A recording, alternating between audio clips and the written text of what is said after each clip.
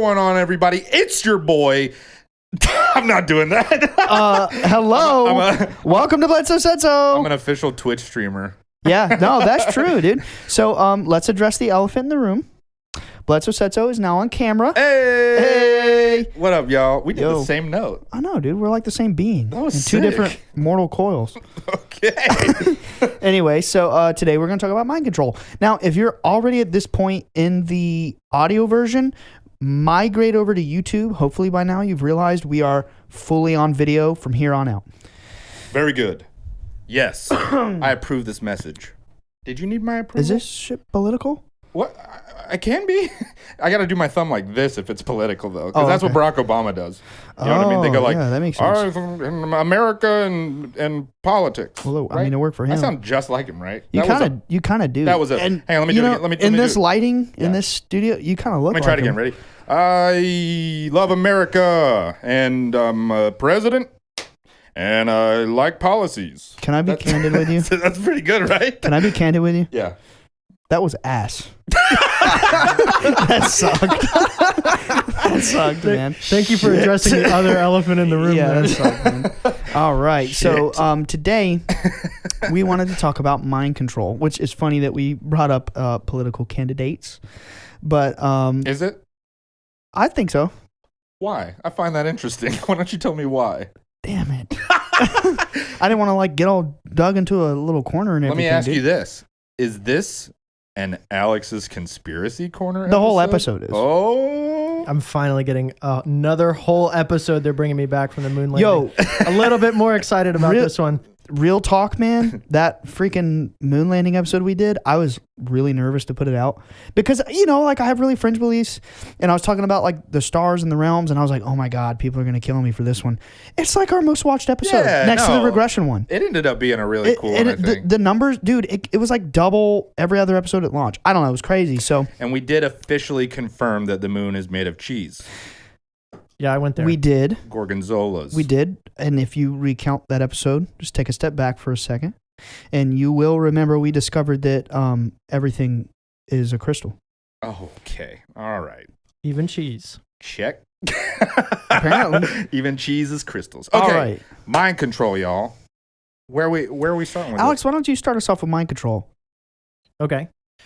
So, I guess the most familiar kind of stage of mind control throughout history that I'm probably most familiar with is going to be MKUltra, but obviously it goes back a little bit further than that. What is MKUltra for the listener that may not know? So MKUltra was a United States project to kind of, they wanted to, well, basically they thought sorry to interject, but wasn't MKUltra ran by the Cocaine Import Agency? Correct. Hang on.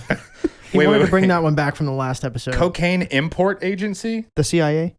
You don't know That's about a different CIA. Okay. No, gotcha. you don't know about that? No, No, dude, that's a the real same CIA. thing. Yeah, the same. Oh, no. Yeah. You know how George Bush Sr. was the director of the CIA during the time JFK was assassinated, and they, by the way, total theory that he, called that operation going on anyway. I didn't even know that. Dude, they call him Poppy Bush because through the CIA he peddled crack and heroin to poor. That's the war on drugs. Poor dude. neighborhoods. Yeah, that was Bush Sr. as the director of the CIA running that operation. I always thought that was Nixon that did the whole war on drugs thing. But Bush was the director of the CIA, bro. Oh, I see what you mean. Okay, Was it Nixon or Reagan who did the three strike? I don't know. I think it was Nixon. I think it was Nixon. I'm not sure. I just always. But that's why they call him Poppy Bush. But I the didn't drugs even had know to that get was- there prior to that. Through the CIA, dude, they made Black Ops funding money by peddling drugs to poor communities. I mean, I knew about that. That's why it's called the Cocaine Import Agency. I always affiliated the war on drugs with Richard Nixon. But you're saying George Bush Sr. was the director of the CIA at the time. Okay. Yes, and when Gotcha. JFK was assassinated, when they popped him. Gotcha. When they popped him. You're great on your sensitivity there. I mean, When they popped him. Too soon. Really? No, it's not. Way too soon. That's a great I don't know, it was descriptive word. That was I mean, it really- Did it make you think? Yeah, it evokes the image in my head, really. 2 years ago? 2.5, maybe? Dude, that was 60, 70 years ago? It's been a while, man. 50 years ago? I don't know, man. But, the reason I wanted to bring that up is to hammer home CIA does some dirty shit, and one of those being mind control. So please continue, our disembodied producer. Right. So, are you about to pop me? Oh my God. So basically, I believe it was the CIA during World War II was like, oh my God, these German soldiers are doing so well. They must be mind controlling them. They must be mind controlling a super soldier. So the CIA got to work on how they could do that themselves. And I forget the guy who was in charge. I think it was 2 people or just this one guy. But anyway, his steps to do so, his steps to brainwash someone was first you have to wipe the brain clean and then install the new brainwashing, install the new ideas. Can I interject? That you want to. No, you can't. Oh, okay. So then interject what you want to put into the brain, and he really was only good at the first part. dude, I have some good stuff for you. There's a concept in alchemy and esotericism called Negrito, and it's Can I interject you? sure. How did they do the first part? How do they wipe the brain? Like lobotomy? So no. So like drugs, like LSD. LSD. Okay. Like it's LSD and torture. So like psychosis and torture, they would try to wipe the brain. Yo, Dr. Joseph Mengele did that on behalf of Hitler. Seriously, they experimented on Jews in concentration camps. Yeah. They pumped a ton of fluoride in the water. They experimented with like torture, like ritual torture, basically to traumatize young Jewish children and try to like mind control them. That was secret experiments by the Nazis. Weren't the Nazis also like straight up on meth? Yeah. Like they called it chocolate bars. Panzer chocolate is what they called it. Yep. Yeah. Yep. Wild shit, dude. Yeah. It's crazy. Okay, so they wiped the brain with the LSD, and then you were gonna say what? Oh, that's a term in like esotericism. Like remember in the one of the previous episodes we did, we talked about right hand path versus left hand path. Yeah. Well, when you get into like left hand path occultism, they have a concept called Negrito, where you ever see the Solvet coagula on the Baphomet's arm? It's kind of like Latin. Yes. Okay. Do I look too much at dark occult stuff? Maybe. Maybe I shouldn't know that. Anyway, he has a Solvet coagula, and it's like this saying. It's like it's the concept in this ritual alchemy religion where you break down the opposing forces of your consciousness, like your masculine and feminine energies. You break it down and unite it into one new being. Or in Freemasonry, you would call that Boaz and Joaquin, the 2 towers. What happened with 9/11? They broke down the 2 towers, merged them into one. Same with mind control. It's the breaking down into the primal material substance and erecting a new being. Or So that's where they get that from. Right. And now why do I say that? I don't know where you're going. He expects you to know. I do expect Well, I was going to say that I was going to try to do some research on Joseph Mengele, but I felt kind of weird having his Wikipedia page up at work. I was like constantly looking over my shoulder, like. Might not be the move. Yeah. Yeah, dude, I was at work yesterday. Supposed to be like doing stuff with insurance clients, and I had like 6 tabs open about hell and why it's not real.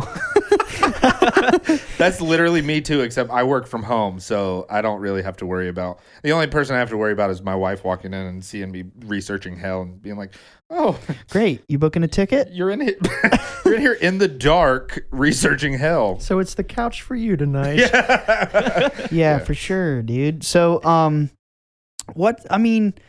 it's pretty obvious mind control's real. Yeah. So then MKUltra was the first, like in the 60s, it was like the first major attempt from like a United States agency. So let me just say it was the first, I guess, declassified. Yeah.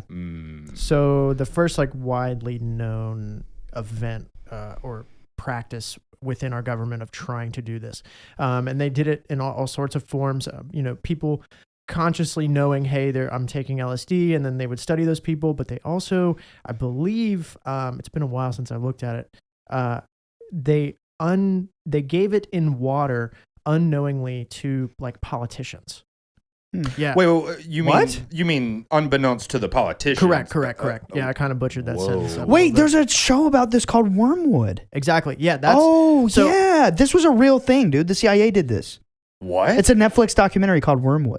Can I just tell you that I hate that. I hate when Hollywood gets a hold of these things that actually happened, because then I feel like my kids or the generations after me aren't gonna sit down and do the research like when you go to do the research of MKUltra and then you see all this Wormwood stuff.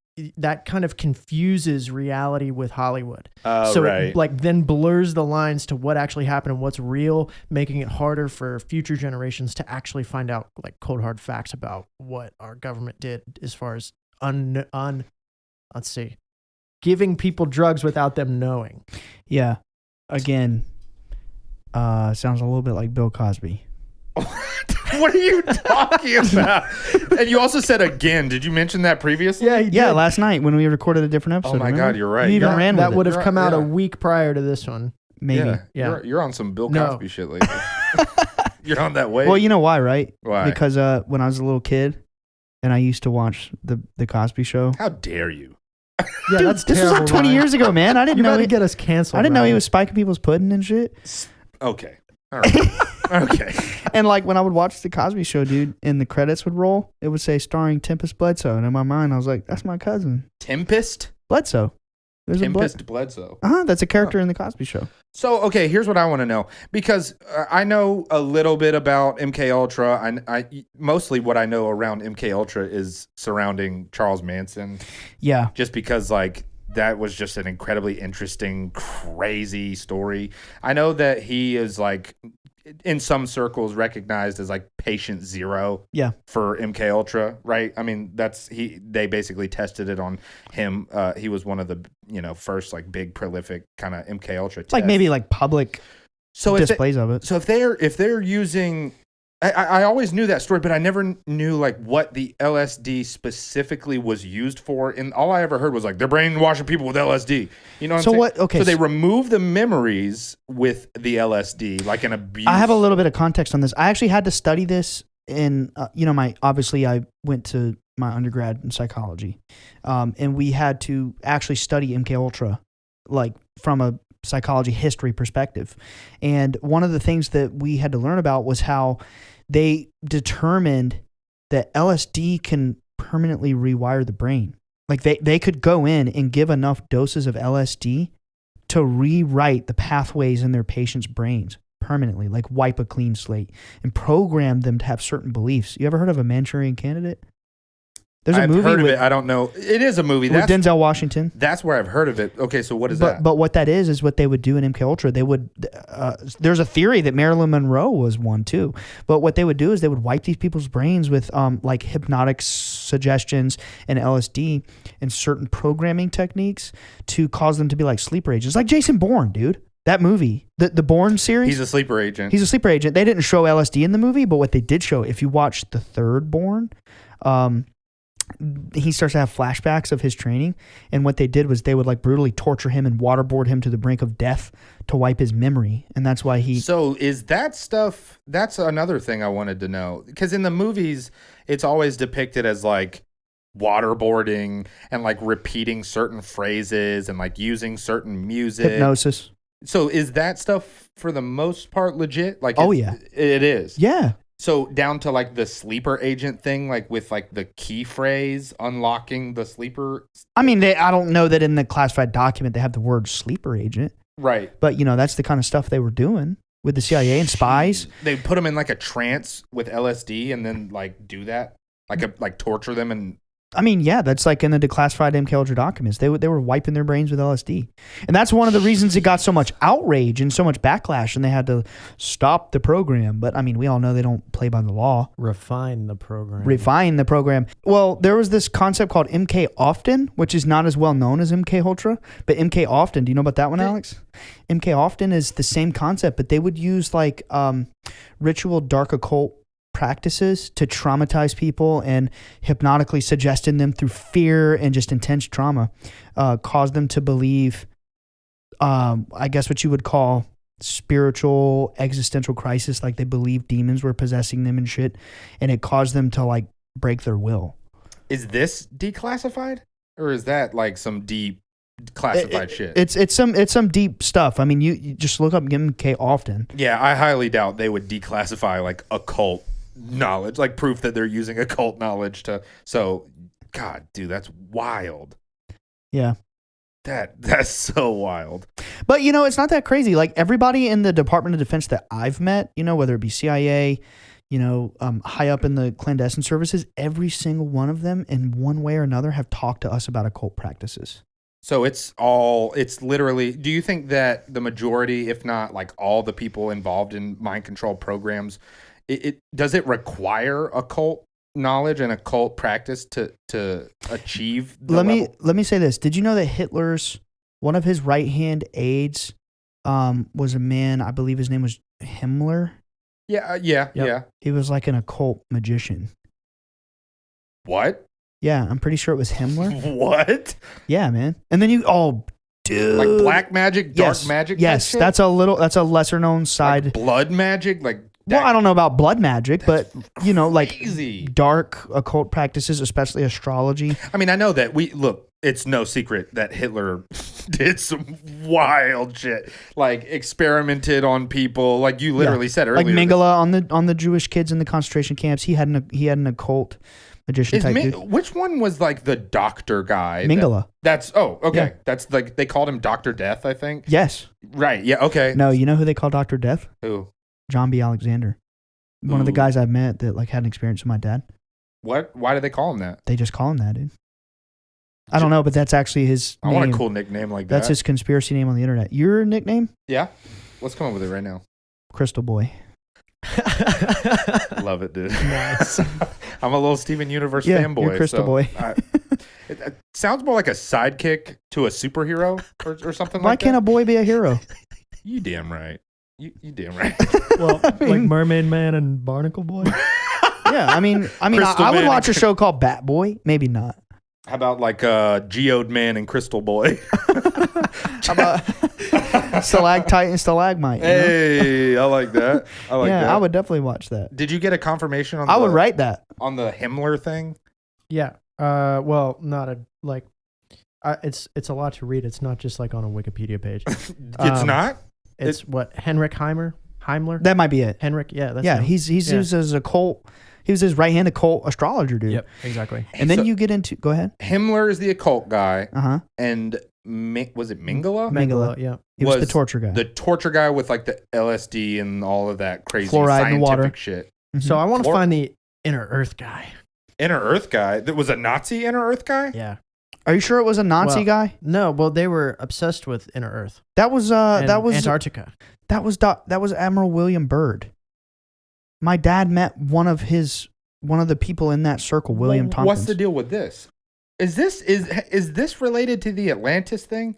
No, that was a question we got. It's not. Oh, okay. No, okay. It's not really related to that. Well, what's the deal with the Inner Earth thing? The deal with that is they claimed, some military people claimed that they went on an expedition to Antarctica back during World War II, and they discovered that there was like a race of reptilian beings in league with the Nazis. In my opinion, it's all propaganda bullshit to trick people. Yeah. I mean, look, no judgment to anybody out there, but usually as soon as I hear the word reptilian, I'm out. I'm like, no, man, they're living among us. Alex, no, conspiracy corner. Go ahead. I'm not crazy. Die on that hill, Alex. I'm not going to die. You want to die? Okay. No. All right. No. I'm not going to say no to that hill. I'd like to entertain that hill. You want to explore? Let me put it hill. to you this way: anything that the military people are putting out about reptilians and aliens, immediately I think it's all bullshit. You know, I've met some of the people at the top of the program, and all they want to talk about is this dark shit. You know, well, reptilians. I just like thinking about it. I like thinking about it too. Yeah, I just think I grew up in it. Yeah. You know? Did you ever believe at any point? Did you? Yes, I did. You did the reptilian thing. Mm-hmm. Really? Yeah, and then I started to realize they were all connected to occult practices, like the Temple of Set. Was that like predominantly what you believed prior to the occult stuff? Was that it was all like the reptilians and like the race of reptilians that they talk about? No, I mean, I've always believed in the beings like I saw them, but in my head I was like, well, that could be true too. But the more I thought about it, I realized that is the indoctrination. Right. That is the fear. Yeah, that makes sense. If you're believing in one type of physical being, then it's not a jump to believe in a second one. But once you realize, oh, wait, they're not really physical beings, then you just said, oh, all that shit's bullshit. Yeah, it's all bullshit to me. Okay. It's all fear. It's all lies. That makes sense. You can read about reptilians all day, and there's so much details. They got albino ones. They got amber ones. They got green ones, dude. And by the way, this dude in the military told my dad that Bill Clinton was a 9-foot tall reptilian that eats little girls in basements. Like, where are they getting this shit? Where are they getting this? Why? It's all that's pretty imaginative. Yeah, it's coming from the military industrial complex. That is the lie. Remember, my dad met an entity in 2012 who told him they are going to come out and lie to the world and scare the world into believing it's aliens and like evil forces, and that there is no spiritual godlike force. That is the lie. I lived it. I watched them tell us the lie and try to get us to help them tell it. I wonder how I do wonder how like widely believed that kind of like really deep cut shit is. Because I mean, I've heard wild stuff. It's the biggest alien theory. The reptilians. Yeah. Yeah, it does seem to be coming up like left and right these days. Yep. It's everywhere. And what's wild is like it's not like a new thing. Like we've been hearing about it for many years, but now all of a sudden, dude, one of our favorite bands, Periphery, has a song about reptilians. Oh yeah. It's called what? Reptiles? It's called Reptile. Yeah. Yeah. But I mean, now all of a sudden, Born of Osiris has a song with reptilians in it. Really? In the music video, Follow the Signs. Oh, that's right. I totally forgot about that. Yep. Okay, so the Inner Earth thing. So they believe that there's reptilians living inside of the earth and influencing who? Like humanity, like guiding us like sheep and eating us and like cattle. Like all the 800,000 kids that go missing in America every year. What they told my dad is that in every city there's reptilian bunkers where they come up and they snatch kids. Yeah, in every city in the world. Exactly. And that kind of brings me to like one of what we believe is one of the newer forms of MKUltra, which is just straight up fear tactics. Yeah, like it's TV. I almost wonder if that whole reptilian, inner earth, like all that stuff from the jump, like even from way back in World War II, was like the start of fear tactics. It is, dude. It's like this. It's like you have the people who. There's multiple categories how I see people. There's religious people who are so religious, they're not even allowed to consider aliens, like a lot of our family members, For them, the mind control is hell. It's fear. It's, go to church. It's whatever, pay your tithes. And then for the individuals who are not so religious, their mind control is the dark, scary alien bullshit. But they have a mind control program to keep every type of mind in fear. Yeah, it's a religion. Exactly. It all in one way or another goes back to fear. Every group of people is suppressed by some type of fear. Yeah. The alien disclosure program that the government's coming out with is literally a religion. Don't believe me? Pick up that book called American Cosmic. That's the premise of the whole damn book. It is. That the UFO narrative is a religion. Oh, yeah. Diane Pasulka, she calls like technology a religion. Like, yeah, fear. Like there's an entire like indoctrination of fear is this new religion. Yeah. That's like one of the biggest themes. You know what's messed up, man? They chose her to write that book. Who did? The Invisible College. How do you mean? I mean, it's no coincidence that she wrote it. She's a prolific religious professor. She worked on The Conjuring as a consultant. She disappeared for a while, didn't she? Mm-hmm. I just saw she's like popping back up on I'm not Twitter and I'm stuff. not really savvy on all that, but yeah, I mean, I certainly haven't talked to her in a while. But I just think it's no coincidence that she's the one that wrote the book about UFOs being a religion. I don't know, just something to think about. Okay, so you have way back in World War II, MKUltra. Where does it go from there? So I personally think it just gets refined. I think the lid got blown off MKUltra, and then they're like, or maybe it was leaked on purpose, because they were so far beyond that. I think it takes many different shapes and forms today. Like personally, I kind of believe that like most of your, like not most of, I think you have these key Hollywood celebrities who may fall under that umbrella as well. Maybe wait. Controlled or suggested. Wait. Are you suggesting to me that a Hollywood celebrity, which you could argue a musician could still be under the umbrella of Hollywood, Yep. Are you trying to tell me that a Hollywood musician is the one at the forefront of the alien religion? And he's also in an occult group? I'm just speculating. I'm just speculating. Is that a crime? Well, that's kind of basically what. Oh, wait, so are you saying that like the people in Hollywood are doing the mind controlling? No, Yo, They're fun fact. being, I think there's levels to it, because Eyes Wide Shut, right? which was I was talking to Jeremy earlier. I was telling him about it. He hasn't seen it, and I was telling him how it was like the movie, like one of the first movies to whistle blow like that, like Yeah. like Yeah. the dark like religious like sex cults and like. Do you remember what we talked about? Tantra. Yeah on the last It's episode. tantric magic. Yeah. But they did that whole spin with like the Hollywood people. It was like they would get these powerful Hollywood figures And politicians. and these powerful figures in this room, and then they would like sacrifice them and then tell the whole world that it was something else. But like It was an overdose, remember? But another huge part of the movie is like there's all these little clues, and like the main character starts to notice, and then it's just this huge fear machine. You want your mind blown, dude? Please. That's the only reason I do That this. manner that scene was shot at, for 100%, like in real life, that's a Rothschild manor. He chose that location for that reason. Dude, Seriously, it's Kubrick, bro. This truly Yeah. is an Alex conspiracy Yeah. order. There's There's no like level of separation between Kubrick's genius and Kubrick's art. Like the detail he puts in it. Right. He did a Rothschild party at a Rothschild mansion.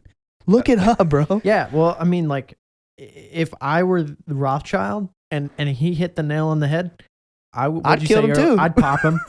Yeah. I mean, I've been like, come over, which Stanny. brings us to the CIA heart attack gun that they've had since the 50s, that you could shoot you with this heart attack gun and you could have a heart attack and it wouldn't be able to be discovered on an autopsy. Now, I'm sure What? Yeah. I'm sure there's a point where, what is this, episode 20 something by now? 21? Yeah. 22. 21? This is 22. 21? Oh, is it 22? 22. I'm feeling 22. Wow. All right. I hate Taylor Didn't have to Swift, do bro. that. I can't Yeah. stand her music, dude. Well, you're going to get a lot of hate for that. Ooh. I just mocked it. From people in this room, too. I mocked it. Oh my God. Okay. Can y'all ever like be on my side for once? No. Damn it. Absolutely not. Okay. It's just not in my wheelhouse. Freaking crazy, dude. I'm sure there's people out there wondering, like, why is he being so hard on the CIA? I thought he was friends with like half of them. Maybe that's why I'm being hard on them, because I've actually met them and not just read about them on the internet. But this kind of goes back to what I was talking about. I think we got a question that was, is everybody in the government bad? No. But it's so compartmentalized. But is the government bad? Yes. Yes. I think kind of inherently. Inherently. Yeah. Yeah. Taxes are inherently bad. Really? Tell us how you feel about taxes, Alex. No, His blood starts boiling. That's a different episode. Yeah. Yeah. We gotta can't do go it. off on that one. You know what I really want to know? I'm curious as to where the fluoride comes into all this. I'm glad you asked. Oh Yeah. my God. Is that a trigger word for some you, Alex? background. Where, at least in my county that I grew up, you have to do a senior project. So this is like No, you didn't, dude. Already I know where you're going with this. So yeah, you have to do a senior project, which includes you have to do some sort of community outreach, you have to do presentations, and then your final thing is a presentation of everything that you did in front of 3 random people in the community. Wait, are you talking about a high school senior? Yeah. I was thinking old people. No. Did you imagine I don't know. 17-year-old Bro, Alex, I'm dude, 23. showing up with a poster board about how fluoride brainwashes people? So yeah, To high school. first of all, Did you do that? yes. No, it wasn't a poster Gangster, board. It dude. was a presentation. Oh, so it was a flash drive with images. It was amazing. Bro, no, I was a terrible student. Like, I think. like I can just, relate.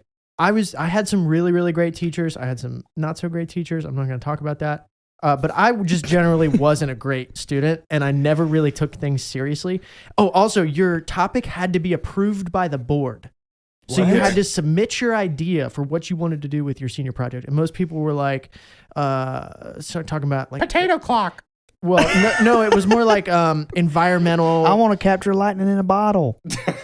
That wouldn't get That'd be approved. epic. Yeah. It had to do something with the community. So like like my brother built a skateboard ramp for the skate park, and then talked about like the therapeutic benefits of skateboarding. Like they want you to do something that you're What? That's cool. yeah. It's like, It's just taking his He's a hobby and making hater. it. No, I'm Yeah, not hating. I think it's genius. Well, that's exactly That's what they pretty want epic. you to do. They want you to take something that you're like passionate about and reach out to the community with that. Anyway, you have to get your idea submitted to the board. Did you know he skates, dude? No, I didn't. He's good A little, well, no. and surfs. Nick, my brother's better. His name's Nick as well. Oh, for real? Yeah. Yeah, he's Yeah. cool. Shout out Nick. He's cool. He's a great skateboarder. There can only be one. Um, I'm So- just gonna leave it at that. Okay. so I submitted the what was it? The effects of fluoride. Okay. The effects of fluoride in the water, I think it was. Oh, damn. So you actually feel pretty passionately about this. So I was just like, yeah, let's see if it gets approved. Honestly, I submitted it and I'm like, I think I'm gonna get denied. You've been into conspiracy shit that long? Yeah. Hell yeah, you're Yeah, a yeah, real yeah. one. Well, I have some. There's some people in my life who kind of pulled me into this. Oh, for real. Yeah. I'll keep him anonymous. I'll probably want it that way. Okay. Anyway, I get approved. And so now I'm like, oh God, I got to actually do this. So I do this whole project about how fluoride's not good for you in the water specifically. And you have to like create a binder and everything. And the picture on my binder, I was at the dentist and she's like digging in my mouth and I took a selfie while she wasn't paying attention. So the picture on the front of my binder is me at the dentist with my mouth open. Dude, that's genius. So anyway, I I love did a that. little bit about, I know a little bit about fluoride. They put fluoride in our toothpaste Yes. and mouthwash. So I got into an argument with my dentist about it, obviously. I'm the reason. So they used to do like a fluoride treatment at the dentist. And I'm like, all right, this is over. We're not doing this anymore. Like, Here's full disclosure. The only thing that I've ever known about fluoride is that it's used in dentistry to clean your teeth. Dude, it's in water. Yeah. It's in drinking so water. yeah, in 1945, the United States kind of adopted putting it in the water. Now, the weird thing to me is that this was never approved by government. This was never like it was just kind of decided and done, and the communities that it affected never really got a say in it. And the guys was under it was going to help dental hygiene for people who couldn't afford it. So let's just put it in everybody's water, and then we'll have better teeth, right? It's the only thing in your water that that is there to affect you and not the water. So everything they put in your water is to clean the water. Fluoride is the only thing in the water that affects you. Like it is there for you, not the water. Yeah. Interesting. Yeah, very weird. You know what's crazy about that, man? When you get into like Harvard studies on overexposure to fluoride, it literally over time causes cancer. It's a toxic chemical. Yeah. So what's the correlation between? Because Dr. Joseph Mengele in the 40s during World War II was experimenting on Jews in concentration camps, putting fluoride in their water supply, and he determined through this experiment that over fluoridation, or like, overstimulation of fluoride or whatever, it calcified the pineal gland and caused populations to be docile, like sheep. What? They never fought back. Yeah, so it Calcifies the pineal Yes, gland? yes. So your it pineal- causes calcium deposits to crystallize on your pineal gland. exactly. Honestly, that's the truth. That's Yeah, that's not a crystal science. joke, but that's No. our crystal reference for Yeah. the episode one of them, I guess. It's a double entendre. Yeah, so it affects your sleep-wake But you have cycles. to have a decalcified pineal gland to fire off so many fire crystal jokes. Right. Oh, okay. Exactly. You do. You just have to. And you have to have somewhat of a decalcified pineal gland to accept the crystal jokes and then come back every week to get more crystal There you jokes. go. So, Yeah, all of our thanks for listeners being have here. totally decalcified pineal glands. Big Yeah. brain. All of them. Yeah. Yeah. So it affects your sleep-wake cycles. It does. Yeah. Yep. So Pineal gland regulates and upregulates melatonin and and serotonin. what you're talking about being docile. And it also somewhat has a role in development at a younger age. And what you see with children who are exposed to the fluoride is that they develop quicker.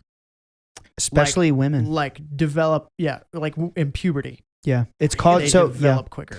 So the overcalcification of the pineal glands is causing melatonin levels to be way out of whack, and like our generation especially. And that's why, I mean, this is going to sound weird, but that's why you see young girls hitting puberty so much earlier and so much quicker now.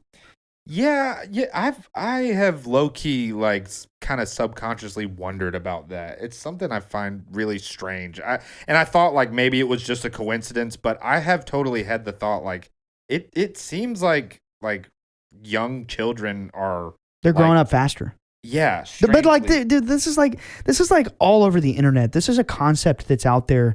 You know, people our age in our early 30s, late 20s, they make videos like me when I was 12, and they're like, you know, it's silly like a little child. kids. And then like a child, like we were kids back Right. then. And then you see the kids on the internet now, and they're like, they dress and act and talk like adults. It's like people are maturing quicker. Why So- would they want that? Well, see, I don't think it's an accident. I don't know. Because it's weird how like society as a whole, and then this happening with the fluoride is like in harmony. And at the same time this is happening in our society, we're slowly losing those spirituality connections and the I guess like higher levels of like I don't know how to say it really.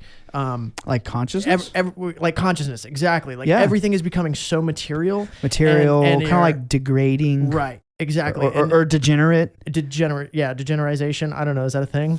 Degeneration. sure. I don't know. Yeah. We'll say yes. I think that's all kind of happening on purpose. And the path that I see us on is a path that kind of tears down the family, the group, and then kind of really turns you into an individual. And so an individual who has a calcified pineal gland will have trouble standing up for themselves. So you really just become a worker. And this is kind of like the dude. Chinese model, right? Kind of what's happening in communist China right now is that they're just kind of turning people into workers. You're going to live in the pod at work. You're going to work, and that's it. Damn. Oh my God, dude. And that's kind of, That you're was right. heavy, dude. That's what America is becoming as well. It's all about the 9 to 5. Aleister Crowley wrote about this in his books. He predicted this and called it the Eon of Horus. Really? Yep. And he basically wrote Like some this era of like the era that the New World Order or whatever these dark elite people are trying to push us to is what they call the Aeon of Horus. And it's like this degenerate age of like the law is do what thou wilt. You know, there's no shame, there's no guilt, there's nothing holy or sacred. It's just like total degeneration. Like their old mystery religions where they would go in the woods and have orgies and shit and worship Pan. Like that's what their dark beliefs are. And they call it the Aeon of Horus. They've been writing about this for 100 years. But they're actually implementing it now, I would say, like on a societal level. Right. And it's slow. Very slow. It's very slow. Yeah, it's like boiling a frog in a pot. So is that something that Crowley wanted? Yeah. Why? I mean, I don't know. yeah, it's that. See, I know it might be silly, but that's like There are bad people in the world, you know. Of course. That's like the first place that my brain always goes is like, why would he want that? Why would they want that? Like, About to blow your mind again. oh man, here we go. Aleister Crowley was MI6. Huh? Or he was MI5, but he was one of the two. He was British intelligence. Yeah, he was very socially. Prior to No, during all of his weird occult, dude. He ran propaganda. that was like his day job. One of them, yeah. He was a very politically connected individual. That's why all those celebrities in Hollywood, not all, that's a generalization, but you know, you see a lot of these celebrities in Hollywood, they'll wear like shirts with Aleister Crowley, like Tyler the Creator, he had one. Jay-Z had a shirt that said "Do what thou wilt" in quotes. That's Aleister Crowley's law. I can't remember what book it's from, the Book of Liber or whatever. He's kind of like worshipped as this dark occult guru in these circles, but he was very connected. Very connected. Oh, Led Zeppelin. Tons of Jimmy Page bought his house. bought Yep. Aleister Crowley's house. Uh-huh. The Boleskine Manor. It was on Loch Ness. You know, there's some dark energy there. He claimed it was haunted by a floating head. He's on the Beatles album cover. Yes, he is. Sergeant Pepper and the Lonely That's Hearts actually Club. fun fact. That's one of the things. His face is on that album, dude. I'll show you. Pull it up, please. Okay, I'll pull it up and then we'll post it along with this episode. We say that every time and we never do. I will. We gotta like. Well, no, because this is special because this is how we became friends. Yeah, So conspiracy when stuff. can I tell this story? yeah. Yeah, Sure, I don't know what you're going to so- say, but say it. Ryan came to work where I work, and it was my job to give Ryan to deploy the iPad that Ryan would use. Yeah, and like set me up So- with all my accounts and stuff. So we're setting him up, and we get to talking, and for I had So I had, were his boss. in a way. Yeah, and he kind of still is. Not at that time, not directly. Dude, just say it. Own it. No, I'm not. Weak. I do what I want. Okay. That's something a boss would say. So you had gotten a notification on your phone that was a Reddit notification. Mm-hmm. And so I'm like trying to break the ice with Ryan. I'm like, oh, you're on Reddit. And he's like, yeah. And I'm like, well, you know. Smooth. I'm like, what kind of things are you following on there? And he's like, Le Redditor. he's like, Remember that old meme on the internet? Freak.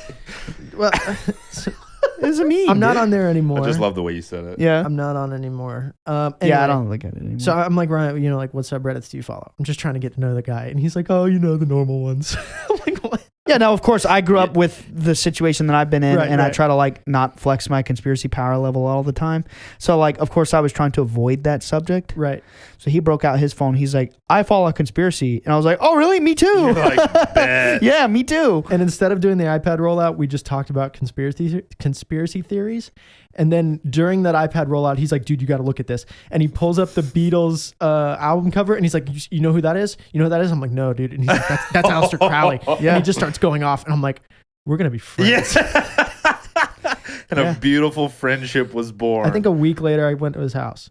Yeah, Hell it was yeah. something like that Yeah. for sure. It was just like instant chemistry. What a beautiful, wholesome thing to bond Yeah. on. Right? Yeah. Aleister Crowley. Yeah. You know, I keep dropping that name a lot on purpose because my hope is that the people listening are wonderful, beautiful, very And talented watching now. listeners. And And watching, you know. I'm really hoping that they'll go home and Google that and understand the connections between him and like people in modern. You want to know a weird one, dude? Dude, it's quite a rabbit hole. Honestly, It is. Before you get into whatever you're about to say, like I did have a moment. I think, interestingly enough, we keep referencing the previous episode. It was around the time. Well, this is a that- meta documentary. There's a continuity, you know? Yeah, yeah. Like this project is more than just a podcast. But it was around the time that I had first seen the stuff about Marina Abramovich. The Which, modern Aleister Crowley. like really disturbed me. I would say Mhm. that's probably a good way to put it. That it like really, I mean, like I could feel it affecting my spirit. Like, yeah. you know, all the like the shit that she does with blood and all that weird Yeah. crazy shit. The effigies and stuff. But I was talking to you about it, and you were telling me like, oh yeah, she's like a devout like follower of Crowley and like his practices and stuff. I didn't know who it was, so I did like a little mini deep dive. I did not get very far, dude, because it was disheartening. Yeah, and see, Crowley was such a Dark. disgusting figure that he was literally like, I think he was kicked out of the Hermetic Order of the Golden Dawn, which is like a ritual magical society. Yeah, if you're getting, I'm pretty sure he was kicked out of it, and Aleister Crowley became heavily involved with the Ordo Templi Orientis, the OTO, very well-known occult group. Well, I say well-known. I mean, you definitely got to do your digging. But funnily enough about that, they're one of their most prominent degrees are the 9th and 11th degrees. When you get into these occult circles, something about the numerology behind 9 and 11 is very spiritually significant to them. Those are initiatory orders. So it's just crazy that, like, you know, 9/11, Twin Tower symbolism, Masonic, Boaz, Jachin, the union of one tower. That's very ritual and occult. I think we've mentioned before on the podcast, but like the 2 towers fell and one was And erect- one was right. Yeah, erected in that that's place. Not yeah. saying here or there, but We're going to go there one day. interesting. We're going there now. Yeah, Well, we- Be here now, I mean, dude. I want to do a whole episode on that in the future. Okay. Yeah. On 9/11. Yes. All right. All right. It could be a cool one. There's no doubt. There's just so much controversy and like conspiracy surrounding that. So yeah, I think if we're gonna call ourselves professionals and have a conspiracy corner, we kind of can't ignore it. It is a sensitive subject, you know, yeah, because it was a tragedy. It is but sensitive, but you know what? Let me ask you this question: do you think that the jet fuel was hot enough to melt the steel beams? Are you memeing me right now, or are you actually asking me? No, but the thermite was. Oh, what? Hey, I'm going to tell you all this. I'm going to keep this person anonymous. It's a very good friend of mine. Y'all know of him. You have not met him yet. And he lives in New Jersey. And I take this guy's word as honest, truly. And he's an older individual. You know, he's like in his 40s. So this is totally reasonable. This whole story checks out. And swear to God, dude, he's told me this multiple times. We've had several hour-long conversations on the phone about it, and he's told me in great detail. And 100%, dude, I believe him. He was there in New York City on the ground by the Twin Towers when it all happened. And he literally had to go to therapy for this for years because no one would man. believe him. He heard and saw bombs on the buildings. No one believed him. His mom and dad said he was crazy. He had PTSD. No one believed him. Wow, dude. He had to go to therapy for years. I want to go in on this, but I'm You know what helped really him? You know what helped him overcome the PTSD? Mushrooms. Plant medicine. Really? Yes. That's beautiful. That is so tragic. Can you imagine? Not even his mother and father believing him, saying he was there. Like the pure, complete aloneness, like the loneliness that you must feel. He thought he was going crazy for years. Oh my gosh, man. That's dark. That's just really. And I get it, man. It's like the beings. It's like seeing the beings and everyone thinking you're going crazy and like saying you're lying and shit. But like, no, it was right there. Yeah, I saw it. It touched me. The entire concept of like experiencing a thoroughly traumatic event, whatever it may be. And, you know, if you're feeling that amount of trauma of something, it's like, there's a reason that you're feeling it. It's real. It's real. It's happening. It's not, you're not making it up or fabricating it in your head. It's a real thing that that's been forced upon you. And to have to live with that, with people not believing it. It's story of my life. That's what, that's story of my life, you know? It's truly heartbreaking. But, and on top of that, you know, horrible feeling, being there and witnessing a cataclysmic terrorist event, like where thousands of people died. 3,000, like roughly. Yeah, it would take a life to. That's the kind of thing. That's the messed up thing is like people really died. Thousands. Yeah. That's why it's such a sensitive thing. But there's just so much conspiracy that's like it's just impossible to ignore. Yeah. You know what's the crazy part about that is at the time when that happened, George Bush was in, obviously Junior, who was president at the time. Right. Kindergarten classroom. He was in the kindergarten classroom. Seen the video. You saw that? It's weird, dude. He's reading a book to like this elementary school class, and he's saying things like plane hit tower. Do you remember that?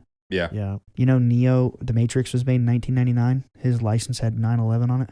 What? Uh-huh. What, his like ID? Mm-hmm. It shows his ID real quick. Dude.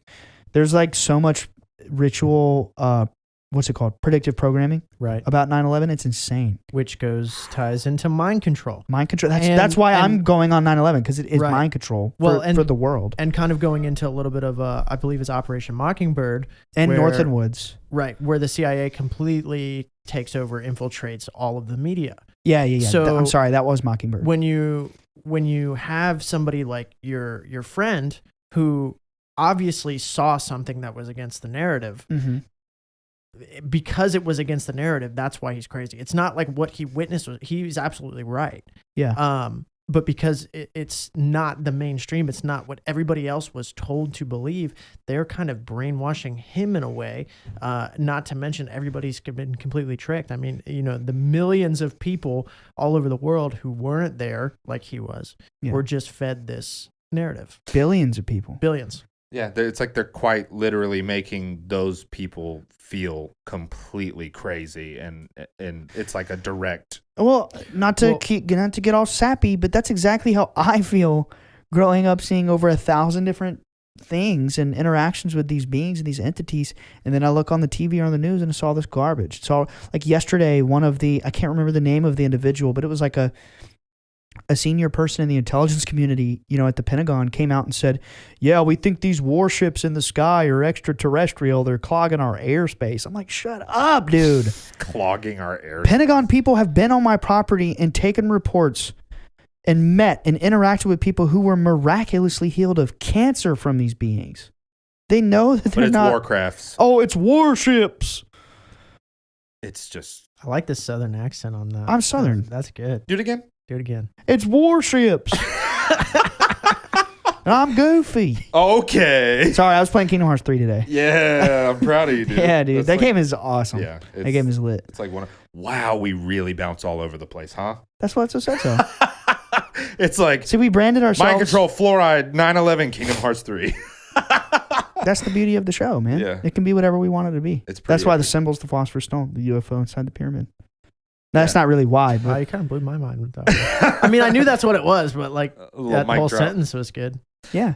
Yeah, it is really wild thinking about it from a traumatic, like from the perspective of trauma. Yeah. It's because like that, it's almost, I don't know, and I obviously I don't want to speak for you, but like it almost seems as though like seeing that continuous thing where they're like it's aliens, it's warships, it's reptilians, whatever. It's like I could see that agitating your trauma. Yeah, it Like- does really bad. It makes me angry as hell, and it makes me want to like just grab these people by the collar and shake them up and rough them up. Like, you're lying.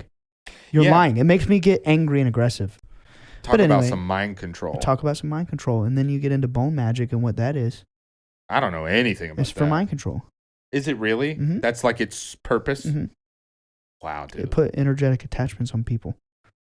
It's like is it like a form of like the whole black magic, death magic Yep. type, like old, like that comes from like pagan Oh. type stuff, right? Yep. The pagan stuff, what like era was that stuff going on? Like with the weird black magic and I mean, since history really was recorded. Yeah, I mean, like Babylonian bloodletting. You get into the Druids, which was ancient, like ancient Scotland and ancient Ireland, and they were doing some weird like bone magic. And fun fact, we were talking about this earlier. You get into Hollywood, and the Druids would take the wood off of a holly tree. Remember? And that's what they Hollywood, would make right. like wands and stabs with. Yeah, and you get into Hollywood, and then remember, we proved this on an episode of Bledsoe Said So because y'all doubted me and we looked it up. Harry Potter has a Hollywood wand. Remember? That's right. Yeah, Yeah. I was like, no, it's made of something else. And no, we it's Hollywood. Yeah, Yeah, but that's pretty wild, dude. yeah, J.K. Rowling, I 100% believe she's a high-level Mason. Dude, did she really walk into a store, write chapter 1 on a napkin, and sign the biggest fiction book deal of all time? I highly doubt it.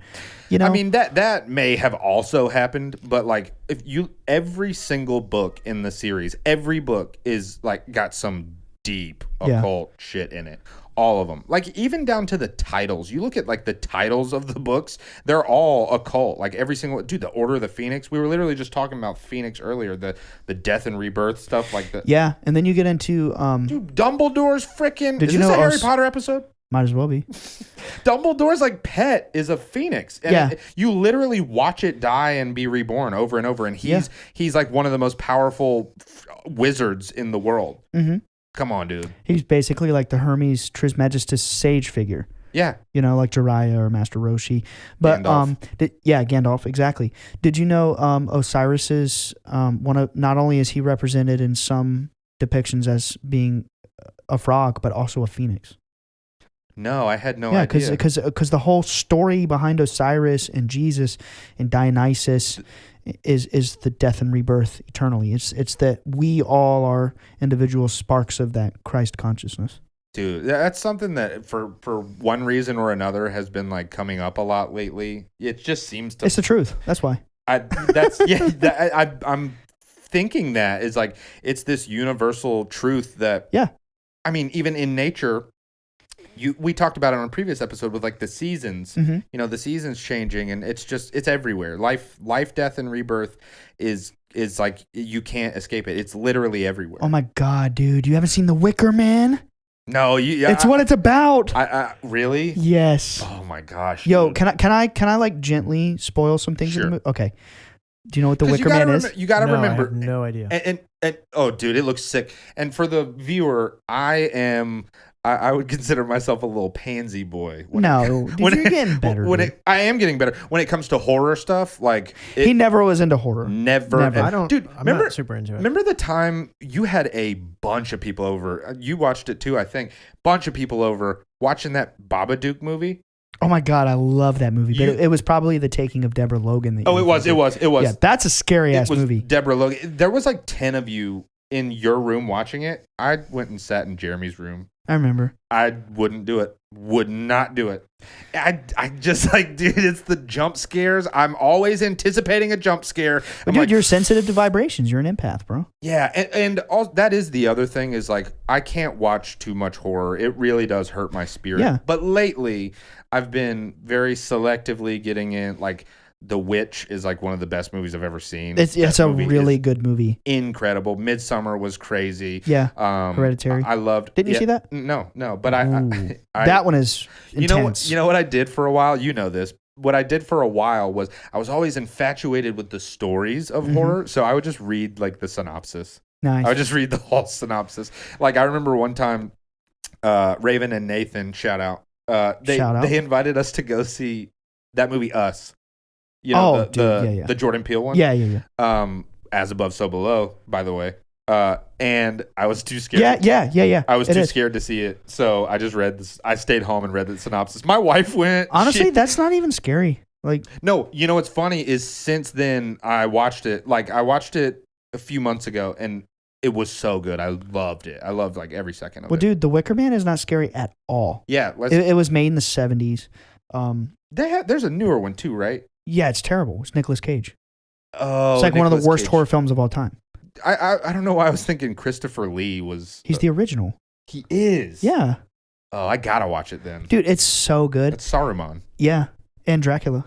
And Dracula, yeah. And he was one of the main.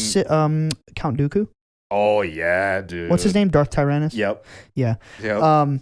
But The Wicker Man, yeah, it's literally like a cult classic, and it's genuinely regarded as one of the best horror films of all time. Like in a list of like top 100. I mean, there's thousands of horror movies, but it's crazy, man, because it's this cop from Ireland goes to like a little island to investigate the disappearance of a little girl, right? And when he gets to this town that lives on this island, totally secluded, he over time it's really subtle, but over time he starts to notice they're weird. Like they'll just have these weird practices, like little kids are sucking on frogs and shit like that. He walks out in the lobby of his hotel, and I'm pretty sure there's a chick like bathing naked at one point, like just really strange. Like the women seem to be like very attracted to him. Like there's this one scene where he's in his hotel room. Oh, and he's like super Christian too. He's a Christian. You come to find out that the entire island they're druids. And they practice the mystical druidic tradition of like sacrificing people for the fall harvest and for the crops to be able to grow. And that's what The Wicker Man is. Just by the end of the film, he finds out that the little girl that was missing was just one of the previous sacrifices, and he's the next sacrifice. And the movie ends. The movie ends with him being put in a giant wicker effigy, and he's freaking burned alive as he's screaming in horror. It's dark. Whoa. It's dark, dude. That sounds very. But like, there's more to it. Of course, yeah. It sounds super similar to Midsummer. Yeah, but he has monologues and dialogues with the Christopher Lee character about their spiritual beliefs of how like when the spirit dies, it merges with the plants and the trees, and like it never truly dies. It lives on in nature. Like it's pagan beliefs, but he explains it in the film. It's really deep. We should watch that together. Yeah, it's awesome. You haven't seen it either. Let's all watch it. It's an awesome movie. It's an occult classic. A cult classic. A cult classic. A cult classic. Say that 5 times fast. Don't. But I was about to. You know. I can see it on his face. I was really about to. I was calculated. Like I had decided, check, we're about to do this. So thank God you stopped me. So I want to take this mind control episode to a more positive light. Wait, Are we at the end already? I'm just getting started. The end. We gotta do longer episodes, man. We're gonna get there. We're gonna get there. Yeah. I just get started at 45 minutes in, man. Warmed up, baby. Okay. You don't even got a watch on, y'all. It's freckled to a hair. So I mean, a lot of the stuff we talked about so far in this episode is a little on the dark side. So I wanted to end this on a positive light for the viewer and the listener, and kind of how to control your own mind and how to brainwash yourself in a positive way. Affirmations. I love you. I love you. I love you. I love everybody in this room. I love you, but tell the listener and the watcher. I love you. I love you. The watcher. And the watcher. I love you. Yeah. So is that kind of what you mean? Exactly. That's exactly where I wanted to take it. Yeah. So I'm a huge affirmations guy. Huge believer. Yeah. Recently with this podcast, I have started the changes in my life have been incredible. Yeah. Just in the day to day, in the micro, but then the micro affects the macro. Yep. So it starts off in the morning, and it's almost always in the morning. You are most suggestible in the morning. So especially in the shower. Right. That's true. Because you're in a trance-like state. The water's running over you. It's very hypnotic. I read that last week on like some sort of hypnosis article. Which on accident is where I do most of my affirmations. Yeah. But in the morning, they say to keep away from your screens, from TV. Don't kind of read. I mean, if you're going to do reading, do paper reading, not like Mm-hmm. computer reading, because you're most suggestible in the morning. You're most apt to be programmed. So if you can hack into that for a positive effect, I do my affirmations. There's a couple that I do, every day. There's some that I throw in on certain days, like on podcast days. I'll throw in, like I am really good at talking. I love to talk. Like I'm intelligent. I'm quick. Those type of things are affirmations that I do on days that I know I'm going to sit here on the mic. Hell yeah. Yeah. I bet, side note, I bet that your brain is most suggestible in the morning because you just came out of like a purely theta wave sleep. A purely subconscious state. Yeah. Yeah. You're in theta waves when you wake up from your dreams. Probably. Yeah. Yeah. There's probably a little bit of carryover there. Yep. And so I kind of wanted to talk a little bit about the Paul brothers. Ooh, I want to say something real quick Yeah, before go we ahead. get into Go that. ahead. This is just a fun fact. Did you know until you're like 7 or 8 years old, you're constantly in a theta state? No. Yeah, your brain. That's why kids have such vivid, wild imaginations, and that's why it's so important what you teach a kid in those very young years. It's Wow. permanent hypnosis. I think about a lot. Like, at what point did you lose your imagination? I never did. Well, like, I mean, like, to an extent. Did Right. it? Yeah, because I think for most people, it at least, if you don't lose it, it at least is like drastically suppressed. Yeah. Right. Like, I couldn't have fun with a laundry basket and a piece Oh of paper no! right now. I'm not SpongeBob. You know what I mean? You know. But like, there was a point in my life where I could have a lot of fun playing with a laundry basket. Imagination. Remember that Right. episode when they're in the cardboard box? Exactly. Yeah. No, but you know what I think about imagination, because I said it on episode 8 and I said it on episode 12, how your imagination is your spiritual power in Neville Goddard. The imagination realm is like the superconscious realm. I'm impressed that you know the episodes in which you say things. That's wild. It's Bledsoe said so. I don't remember anything that I say ever. Yeah, I mean, I'm really trying to teach people something here, dude.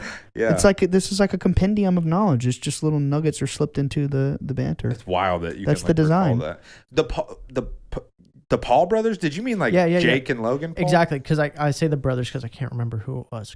Because admittedly, I'm not a huge fan. Me either. But regardless of if you're a fan or not, you can't deny who they are. Right? Yeah. No, I One can't of- deny that either. One of the brothers in an interview with somebody, I have no sources here, so you're just going to have to take me on my word. He moved out to Hollywood, wasn't who he was. And then every day in the morning, he would wake up and look himself in the mirror and say, I am going to be the biggest entertainer in the world. I think you said that was Logan, I might have been. I don't know. For the sure. older brother. Yeah. Mhm. Yeah. Did that 10 times in a row, looking himself in the mirror for 4 years. And you can't deny who he is. Dude, he just fought Floyd Mayweather. Right. Yeah, he's about to fight Mike Tyson. Are you for real? You didn't know that? No. He's literally about to fight That's insane. Mike Tyson. You know what's crazy about that? After he fought Floyd Mayweather, he said in one of his speeches, "This is a matrix. I grew up in Ohio, and now I'm fighting one of the most famous people on the He planet." said this is a matrix? He said this is a matrix. Yeah, I mean, yes, It's of true. course. If he could do it, we could do it. He's No, I don't want to fight Floyd Mayweather. of course. Yeah, I'd rather not do No. that. I'd rather like go on Joe Rogan or something. That Right. could Well, be so cool. so when I do my affirmations, right? I do daily affirmations, small affirmations, and then I have a wig. So I work in retail, like a sales kind of thing. And so your wig is your wildly important goal. So it should be top of mind at all what times. color and length is your wig? Well, it's I'm more of a blonde, shoulder length. I was wig. thinking pink, You like look pretty. bubblegum. You look pretty like that. Yeah, I think so. I like blonde girls. Nice. Shout out. Oh, his girlfriend's blonde. I get the joke. I get the joke. So yeah, so my wig, my wildly important goal. I say that every day 10 times or 11 times actually, because Ryan introduced me to 11, and I like 11 more It's than one 10. of the numbers of manifestation. And I mean, 11, make a wish, boo boo. It is funny that like my It's entire numerology. like growing up, I always heard like, oh, make a wish 1111, Yeah. and then just like within the past 2 years, Say your I found out, affirmations 11 times. Yeah. I found out that's like the number of manifestation. So, but would you mind? You don't have to, but would you mind? What is your wig? What is your goal? Like, what is your wild? Well, hold on. You don't have to share it if you don't want. Let me have us err on the side of caution, because sometimes if you explicitly state your goal, then it loses its power. Okay, don't say yeah, it. that's actually true. Don't say it. I'll tell you privately. Cool. Yeah, no, that's a thing, and it has to do with something in your brain. That's why symbolism is so powerful in these occult circles. Because it's esoteric. Yep. Yeah, it's hidden. When the mystery's gone, the power. Yeah. So anyway, so I introduced this to my sales team, the people that I'm closer with on my sales team, and everybody thought it was crazy. Really? Yeah. And I'm like, it's funny because I feel like it's so widely accepted these days. Wait, you told them the affirmations thing and they thought it was crazy? Well, so I had a whole meeting. I'm like, well, tell them to call me then, and I'll set them straight. So, but it's a little. I used to be in those meetings with them.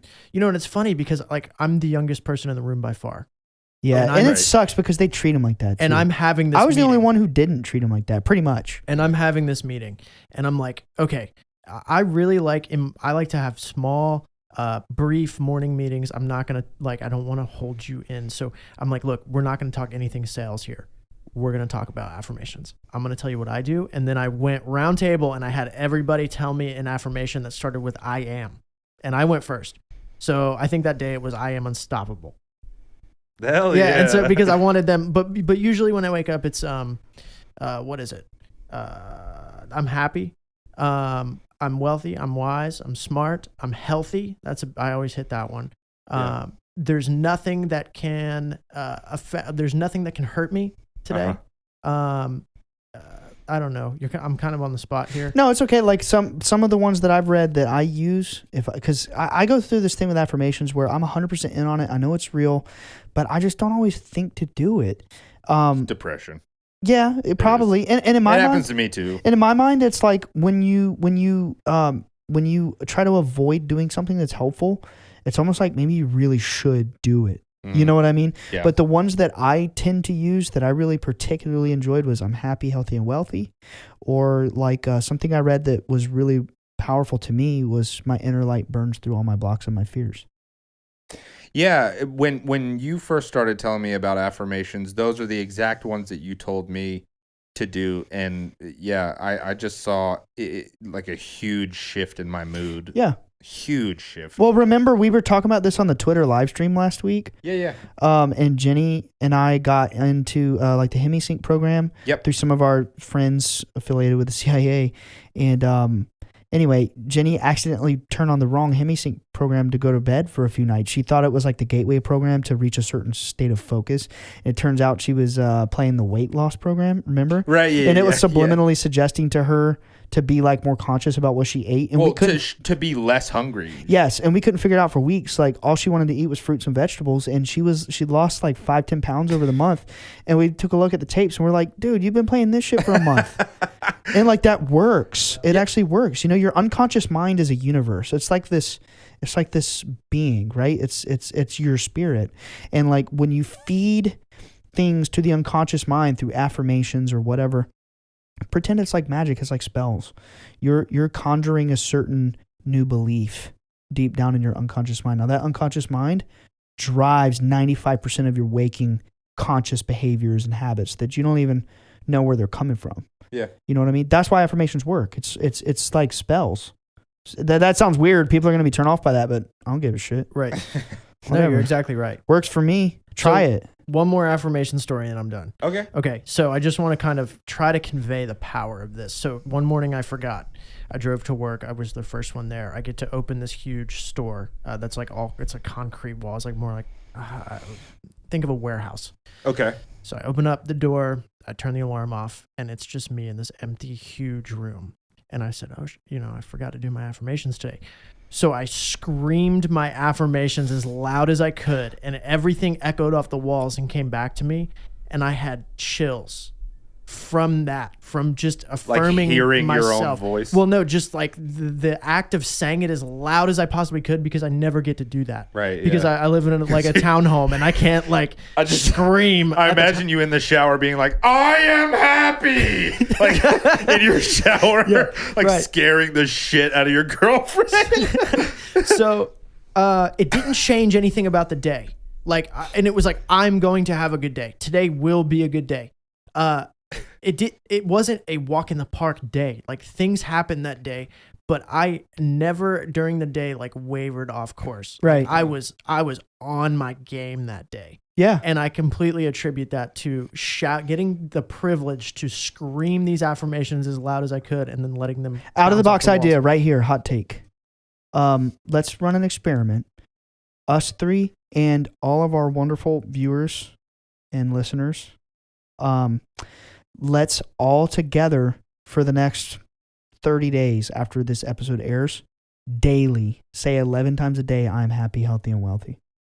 Let's do it. Let's do it. And we would love to hear from everybody out there who does it. Exactly. Yeah. I like to hear the results. Dude, Let's do it. I put out okay, so let me do another little report. I put out a Twitter post saying, please comment on this post your experience using frequencies after hearing our Good Vibrations episode number 10. Yeah. Do you know how many DMs and messages I got from people saying the frequencies were life-changing? I still to this day get them. People Yeah. DMing me and saying, I can't thank you enough for showing me these frequencies. And you know, it's funny. Most people boast specifically about 528. Yeah, for sure. Most and people, 432. That's the two that Yeah. I hear. But Yeah. mostly 528.